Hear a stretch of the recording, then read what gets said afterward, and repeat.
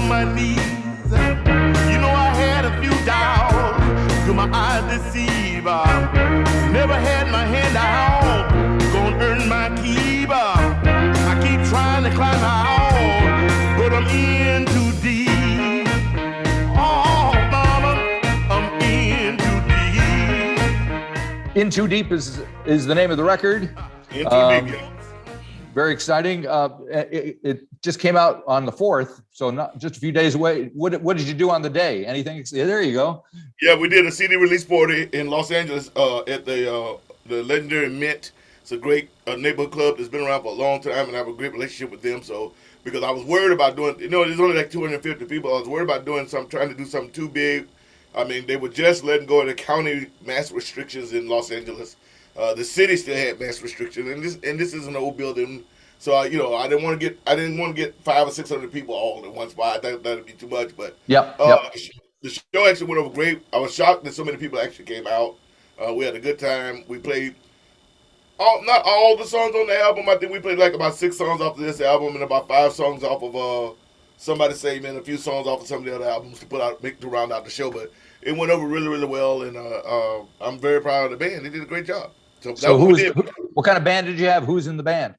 Well, I revamped the band. Since the pandemic, I had the time for the first time in probably 18 years a chance to sit down and relook at the band. So the band's been revamped. My new guitarist is Danny Avila, the son of Jimmy Avila from Oingo Boingo. Oh, his really? Son.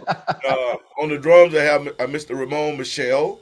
On keyboards is still Mr. Drake Shiny. He's my music director and everything. He keeps that all together for me. Yep. Because I couldn't do it without him, for God's sakes. He's, on bass is Alan Markell, who's also he's been with me. Alan's been with me since 2016 or something like that. And then, I had the English horn guys, but, we had some problems there. One of the guys refused to get vaccinated and blah, blah, blah. So we had to just I love you. We've been together for 10 years, thousands of shows, but you won't get vaccinated. I can't use you. And It's not fair to the rest of us that have gotten vaccinated. And it's not That's a fact. fair for the fans. I said, not only that, we're getting ready to do our first European tour in almost 2.5 years since COVID. There's some countries that are just not going to let you get in, and I'm not going to go through the hassle. So I have 2 young guys there. They're like 25, 27 years old from San Diego. DJ Martin on saxophone and Juju Davis on trumpet, and they're doing a good job. So that's the band. Excellent. Yeah, that whole anti-vax thing still confuses me to no end. It's everywhere. So I don't know about you guys, but we even had we had a small run with measles. Oh, really? And vaxxers. Oh, that's right. I remember that. Yeah, not during the COVID, but right before that. Yeah. And what they had been keeping secret was. There was, I think, about 8 or 9 people out this way, out on one of the reservations that passed from the plague. Jeez. The plague. The plague. I hear you, man. And you're like, well, what is wrong with you people? The vaccinations in this country, which is a very rich country, is free. Yep. So why wouldn't you protect yourself and your children? I just interviewed a folk singer who's 82, and I was talking about her growing up. And she grew up in the 40s. She had polio and tuberculosis. Yeah. So she had some choice words for anti-vaxxers. I'll tell you. I'm not as old as she is, but I still remember. I still have from my last spot there for my last tuberculosis vaccine. Yep. I'm in the military and all that, but we got vaccinated for tuberculosis. We got vaccinated for polio, which we thought we wiped them out. Yep. But you're starting to hear. Very small amounts around the world, but you start to hear people coming up with polio and people coming up with measles, and I'm like, oh, okay, that's stupid. This is something that we know that the vaccine, but then you had all those, like our song Misinformation. We wrote it out. Yeah. We had double entendre. We wrote the words out like we're talking about a woman, misinformation. But when you listen to what we're singing, it's all about MIS information. Yep.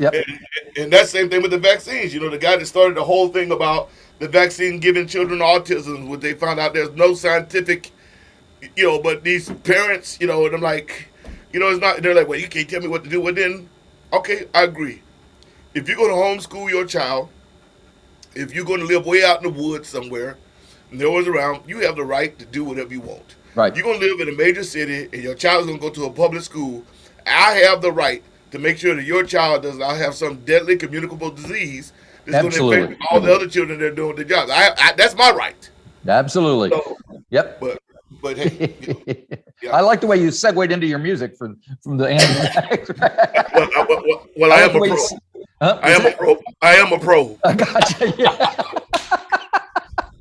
Very good. Because I love it. I had notes written and the vocal on that, and there's kind of like some African rhythms going on in that track. So tell me about what's going on there.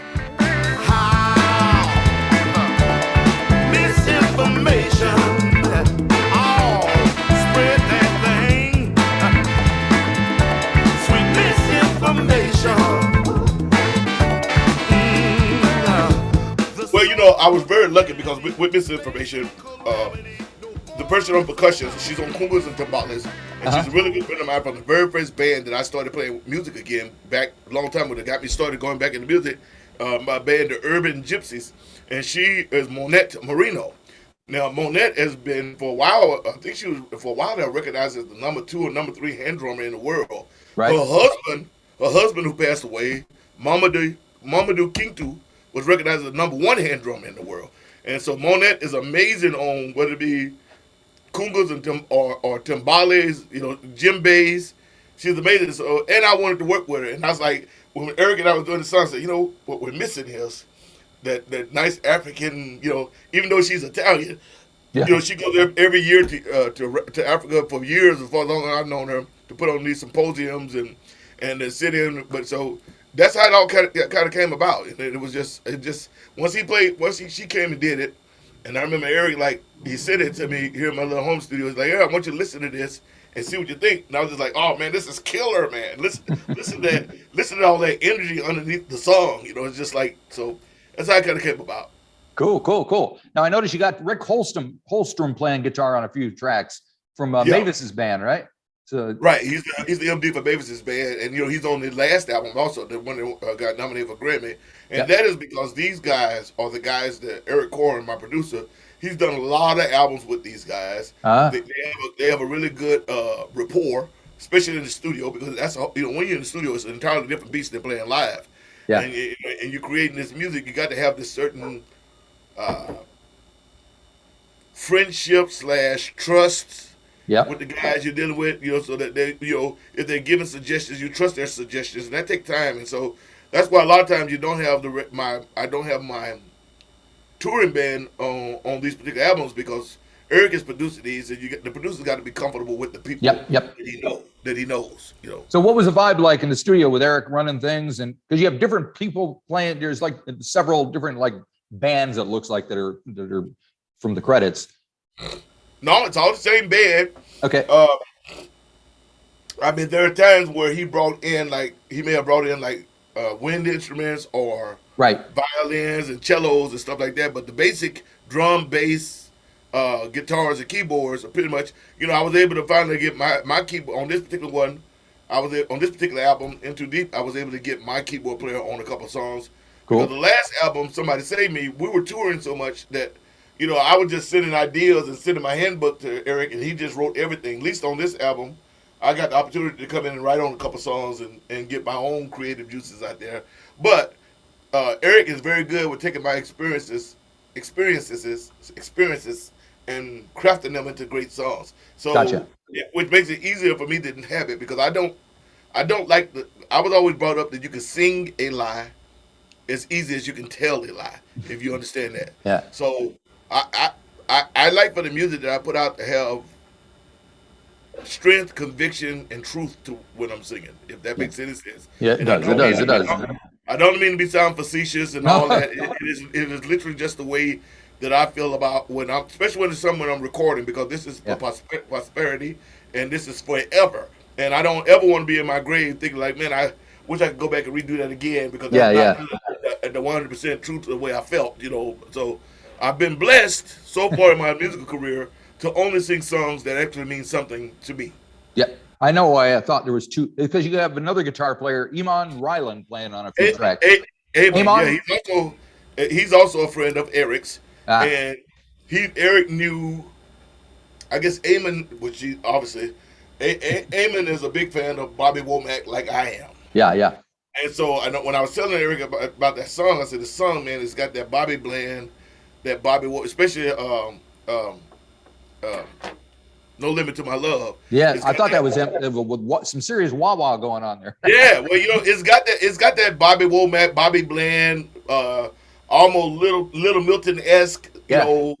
feel to it, and you can't just come in there playing any type of guitar. And I was like, I said, it's got to be somebody, I said, I know some old black guys who could probably come in and pull it off, and Eric, like, he's like, believe it or not, dude, I know a Jewish guy that I've known for years, Yep. and he'll come in and play not really expensive, and he'll get it down in a couple takes, and I'm like, all right, man, I'm trusting you. You're the producer, and Eamon came in and started playing. And I was in the sound booth, just kind of like guiding, not really singing so much, but guiding it. And I had to stop the whole session. I came, I told him, I said, "Dude, you sound just like Bobby Womack to me, man." I said, I'm like, I was so excited, my nipples were even hard. It was like it was great. It was a beautiful thing.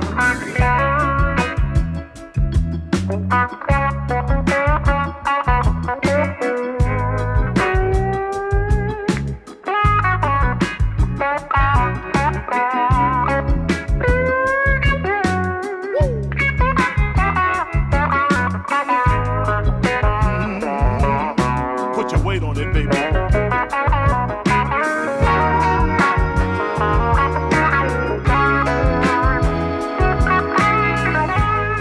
And I love that sound. Now I'm trying to get my guitarist to reproduce that sound. I love that. Because it's a little tough, but but that sound is just Yeah, so. it's also kind of like an old Isaac Hayes tune as well. Isaac Hayes, see, now we talking. I mean, if we're gonna do soul, you got to go back. You got to throw in that Isaac Hayes. You got to throw in that a little Otis Redding. I love Otis, Yep. but I want to take Otis's style under like a Teddy Pendergrass type, Harold Melvin and Blue Notes feel. Yeah. Yep. We're getting a little technical there, but you understand what I'm trying to create. I do. Yeah, I bought all those records back in the day. They're behind me. Unfortunately, I got them all on digital now. I used to have them on vinyl, but I do have a vinyl player. Good on you. Good on you. It's a start. Thank God for that. It's all is the record being pressed on vinyl? It is. We got the CDs on the 4th. Now all of a sudden, there seems to be a backlog for getting your vinyl done. Right.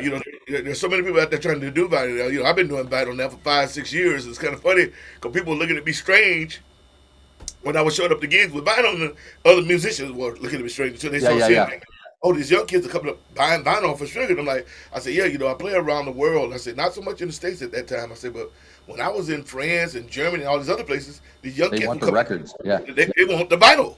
Yep. They want the liner notes. They want, and of course, that's pretty much the only way you're going to get paid for the music these days too, because you ain't going to get rich on those streams.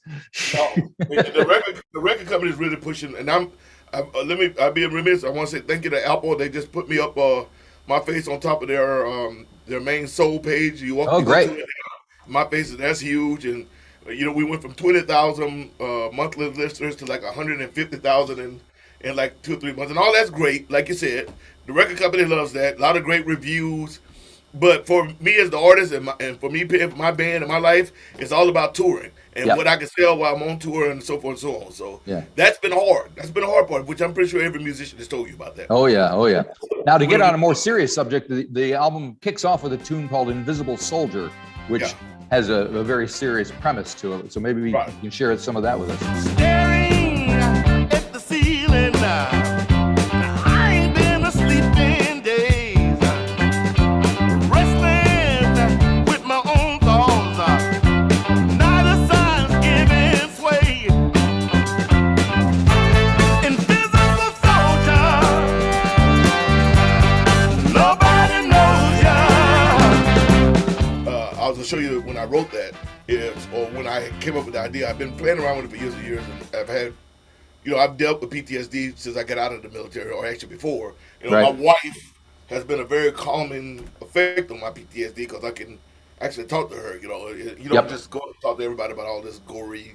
It's always just, it's a weird thing. So I still struggle, like, I literally sometimes will be up 24, 28 hours, just can't sleep. And Man, it happens. It's you better were a than, Marine, right?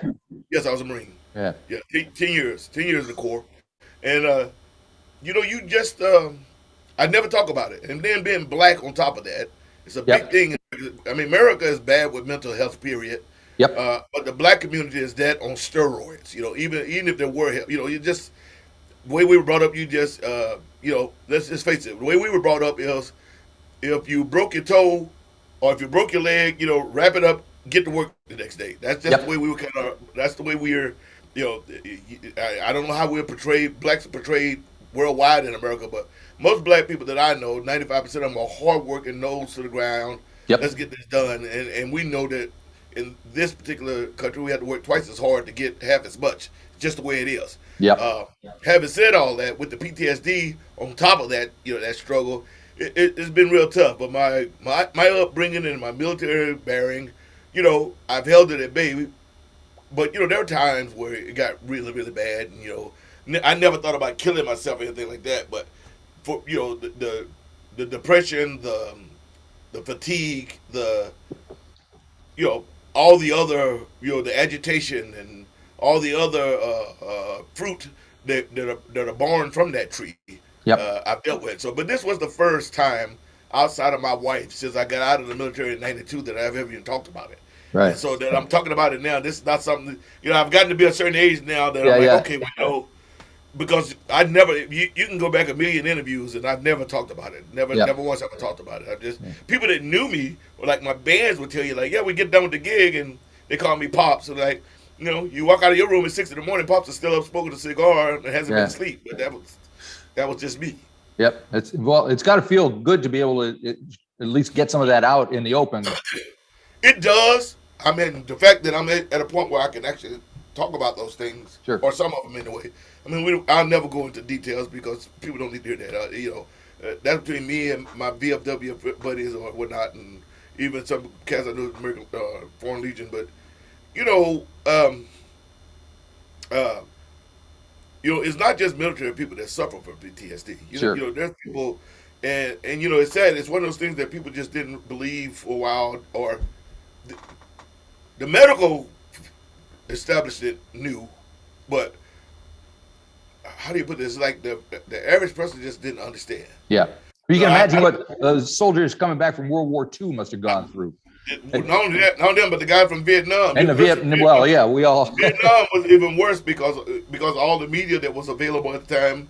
But the biggest thing people don't understand is what the poor guys from Nam is literally, and I mean literally, 24 hours ago you were literally hand-to-hand combat in a muddy field somewhere, fighting for your life. 24 hours later, literally 24 hours later, you're now back on the street walking through your neighborhood like nothing ever happened. Yep, and back then they gave them no tools for working with mental stuff. There was no exit plans. It is literally 24 hours from combat, and they were at home walking on the streets. Yep. And people wonder why they get into trouble and they're taking to drugs and they're whatever.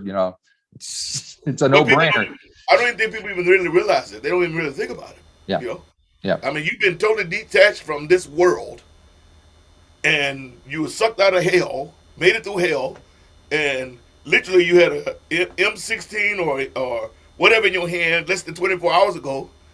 You left one country, you landed somewhere for a quick break, and then later that evening you were back sleeping in your bed, walking out your front door like it was a dream. Yep. Yeah. Yeah. But it wasn't. Yeah. And and the worst ones were those people who tried to suppress it. But I would say the American military learned a little bit about that. I know that we had, I think they made us, if I remember right, I want to say it was like a week of talking to counselors and whatnot before we were rotated. Yeah. Back to so I must say they did make an effort to try. Right. You got to start somewhere. Yeah, I mean, now there'd be 5,000 of us in the theater listening to guys talking about benefits and whatnot, going back and forth. It wasn't like today. I heard they actually take one-on-one. Yeah. So, but at least back then they were doing something better than the poor guys that went to Nam and some of these places. They just got nothing. They got nothing. No, you're right. They just got dumped on the street, like you say, and good luck. Good luck. Thanks was for it. your service and see you later. Pretty much. Might not even got a thanks for your service. You know, you may, a plaque here or there, something like that. A couple ribbons and Yeah. yeah. Yeah. So, kind of on a similar topic, there's been a lot of stuff going on. Black Lives Matter, and cops shooting people on the street and getting kind of called up on it and actually being convicted. Do you feel like things are getting better? How do I put that? I'm gonna say no. Okay. I don't really get into politics, but I would say like this. How I put this? But not everybody's gonna like this. That's all right. I'm from East Texas, the Piney Woods. Yeah. So where I grew up, like I would tell people, it may be 2022 in the rest of the world. Once you cross over that Texas border, it's 1955, 1945, depending on where you are. Yeah. Having said that, my grandmother, my uncles had these talks with us back then, and their parents had those talks with them. So at least in my immediate family, going back 150, 180 years, this has been a problem. Yeah. So the only difference is now there is a camera and a microphone everywhere. Okay. Yep. So it used to be, people would we used to say DWB. You get pulled over for DWB, and people like, you mean DWI? I say no, DWB. And my wife and her friends, my wife is white, her friends were white, middle class, well-to-do people, and we had a couple parties that I would go to, and they were like, well, what do you mean DWB? I said, driving while black. And they're like, well, what are you talking about? Like, I get pulled over sometimes because I'm black. And they're like, Yep. no. And they literally just could not believe it. And my wife was sitting there, and she told them, like, well, it's happened several times while I've been in the car. I almost went to jail one time because she was so irate at the cop for pulling me over for and I'm telling her, like, just calm down. She's like, Yeah. She's like, you can't, blah, blah, blah. I say, yeah, this is new to you. I've dealt with this my entire life. Yep. It's just, look ahead, no sir, give them what they want, we going our way. Now that I'm a father, my son's is 29, getting ready to be 30 in September. Once I became a father, it was even more dire for me. Son, I'm a big guy, but my son is another 4 inches taller than I am. Oh my God. He's huge. I literally call him the Jolly Black Giant because he's always smiling. But I'm 6'5", 6'4", 6'5". He's 6'8". Oh my God. Yeah. And roughly you come my down size, here and play rugby. Well, he's a beast. Nicest guy in the world. But I'm sure. I always got worried because I told him, I said, all your info is on your cards and blah, blah. And he's like, well, what does that mean, Dad? I said, well, son, a lot of times, with black people, cops will run your place without you even knowing anything about it. So all your info come up. I said, this happened to me where they pulled me over, and next thing you know, there's 8 cop cars there. And it happened to me one time in Carlsbad, California, where I had my worst interracial racist experience in my life. But cop pulled me over. I was at a phone booth at a 7-Eleven. He came up behind me. I'm at a phone booth facing the wall making a phone call to someone. He came up behind me and flashed me with the lights. And I kind of turned around to him and like, what? And he turned the light off and drives away. I get in my little car. This is back when I was bouncing. I get in my little car. I'm in my bouncer car. It's a piece of junk. You always drive a piece of junk because people stab the tires. People knock, so you don't drive a decent car. You drive the junk. Right, yeah. I mean, it takes 5 people pushing with all their might for it to get up to be 40 miles an hour, So Gotcha. So I pull out, and all of a sudden he pulls in behind me, and there are 6 other sheriff cars, and there are all 3 to 4 sheriffs in each car. And I'm like, man, why are you pulling me over? He said, well, you're speeding out the parking lot. I said, dude, I couldn't speed in this. It take me 2 miles to get speed. So, like that makes no. I said the doors don't even freaking open. I have to climb out of the T-tops. It's like, and when it was all said and done, one of the other officers for one of the vice units knew me because I would put all my bouncers through the vice courses and the ABC laws, and so they knew me, and it was all a big chuckle. And so after I'm standing there and people are out looking because, my God, it's 3 o'clock in the morning, there's like 8 sheriff cars with lights and all the sheriff. And he was like, dude, he said, when I ran your license, it came up 6'5", 300 pound, young black dude, blah, blah, blah, blah, blah, blah. And, so I called for backup. And then at this time of the morning, all these guys are on, there's nothing to do. Yeah. So Yeah, I said, well, that's that's dangerous, And between you and I had already had my hand on my piece because I made up my mind. It hadn't been that long since the Rodney King thing and all this, and I was just thinking like, I'm not gonna go out by myself. Right. Like, Yep. And I hate to think that way, but Yep. it was the way it was. I'm not gonna be the only one. Man, that's tough, man. But the guys apologized later because they knew me. But then I was thinking like, what if That doesn't help you at the moment. No, but years later I thought, what if it was my son? Yeah. Younger guys, that didn't grow up like the way I grew up. They don't see things the way we did. Where I'm kind of more. I pull myself back and I get more demure to try to. I am the way I grew up. We actually take on the police role. Like majority of the time, we're trying to diffuse the situation. Yeah. trying to get people to smile. And with my size, these guys just automatically think you're threatened. I'm like, and I've always said, if you're that afraid, then maybe you shouldn't be a policeman. Yep. I mean, it's just why did you become a policeman? So, and so it's rampant. So the Black Lives Movement, I will support it forever because it's no different to me than the Civil Rights Movement. Yeah. The great thing about it is where the cops used to be able to, where the cops and officials, not just the police officers, the officials who used to be able to sweep these things under the rug. Now you may have video from 10 different angles from 10 different people who are not affiliated or associated with the situation or you at all, and it makes it very hard. You may acquit these people, but in the court of public opinion, they can actually see what you've been doing. Yeah. So I don't think that it's increased. I don't think it's decreased. Yeah. I just think it's better documented. Gotcha. Because speaking of documenting, you have a song called "Please Take My Hand" that kind of addresses some of that as well on the record. Well, I'm always trying to. I always try to preach unity, civility, and understanding. I bear these scars, and I'm wearing these scars. Ain't that a man? Ain't this my land? Please take my hand. Please Take My Hand is an attempt at that. I often sing Death Letter when I'm thinking about my mother and my grandmother. And, I on one of my other songs, I have a song that's sort of like that called, my other album called Dangerous. That's a song called Take It to the Bank, or it might be Southside. But, every once in a while, I like to throw back to the old Phil Holler,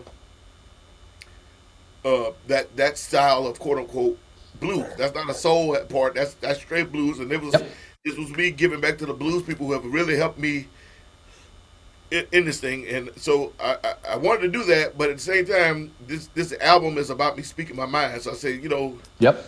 I've talked about the political stuff. I've talked about my love. I've talked about all this other stuff. Let's get some unity here. But I want to do it in old Phil Holler or old gospel feel style.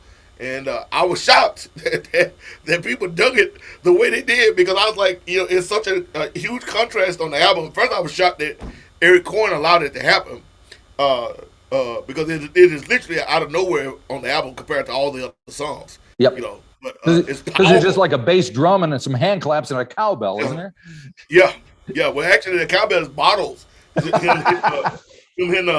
it was a Coke bottle, old Coke bottle or something. It's a bottle.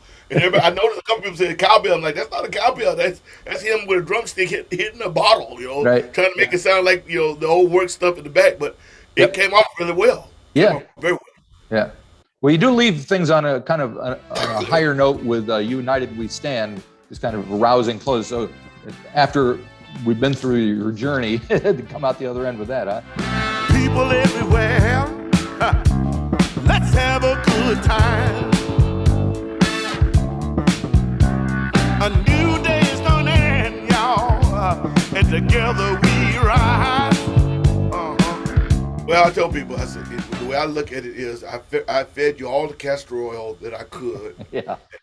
And now, it's at the end of the day, you've pooped your guts out, you've cried your guts out, your heart is open, just like the old folks in Southern Hospitality. So now let me give you a nice ice cold sweet tea to help you on your journey through this hot day. That's, I didn't want to leave the album because we had another song, and I told that we were going to put in place of that, and I just like, you know, I want to make sure that we started this song really serious, but I want to leave on a positive note. It still is a great story what we're singing about, but again, mostly I'm about unity, love, and understanding and civility. And so I wanted to leave that with people. I mean, I've given you all the rest of the book. You know, that's my problem, I think, with Hollywood today. They have these great movies that have sucky endings. And so Right. I wanted, I've given you the best movie I could get, but I wanted to take it old school and have the, walking off in the sunset type ending. So that's why that was there. That one ain't going to lift you up. And the couples we put in there were to lighten the mood. I mean, what we're singing about on those songs is still serious, but Yeah. we wanted to lighten the mood, lighten the palate. Beautiful thing. Well, thank you very much for telling me all about it. It's been amazing. Thank you for having me. You have to come down here and sing for us sometime. New Zealand, Australia, and Africa are like probably the only 3 continents that I know that I haven't played on.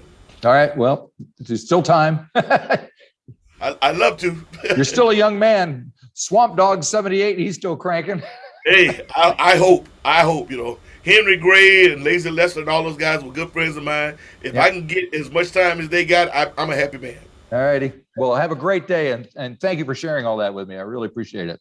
No worries. Thank you for being patient. I appreciate it. Bye-bye. Bye, y'all.